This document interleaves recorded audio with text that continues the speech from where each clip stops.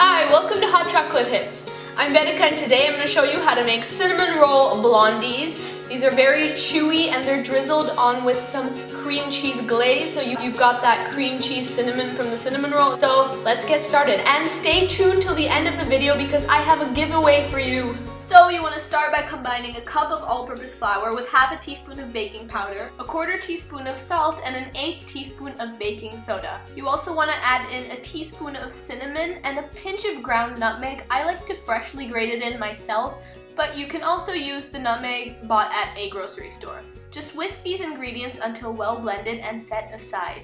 In a separate bowl, add 3/4 cup of brown sugar. I'm using Demerara as per usual, along with 5 tablespoons of melted butter. That's just under a 1/3 cup. I just had to leave it outside and it melted instantly. Also add a 1/4 cup of granulated sugar and just whisk until well blended. Then crack in 1 large egg. Make sure not to get any shells. If you want, you can crack it into a separate bowl and trickle in 2 teaspoons of vanilla extract. Now you can really use that arm strength to give it a quick, vigorous mixing.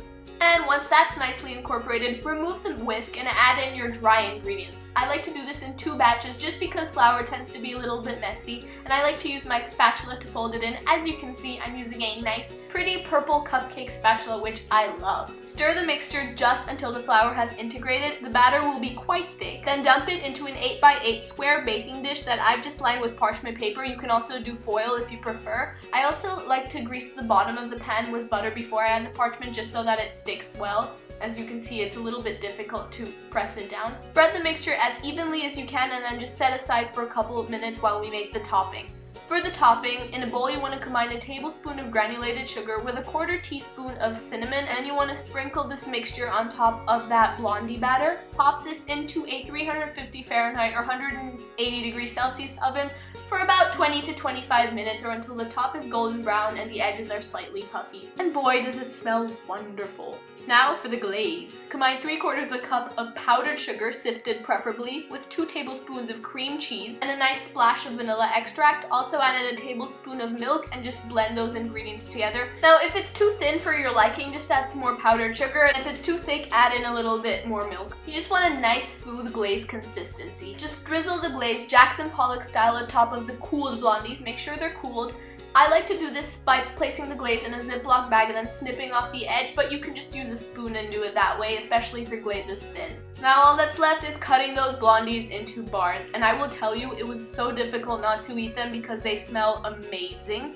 Also, one more thing, the glaze that I've adapted the recipe from, I changed it slightly. I added cream cheese and the original recipe just called for milk. So if you don't want to add the cream cheese, you can just add 3 tablespoons of milk straight away. I like to start by cutting the blondies in half and then cutting those halves into halves. Then I do the same thing horizontally, so I end up with 16 pieces, which are more or less even. And may I just say, these cut beautifully. Then you just want to plate those and dig in, and I will tell you, these were so chewy and soft. I loved them.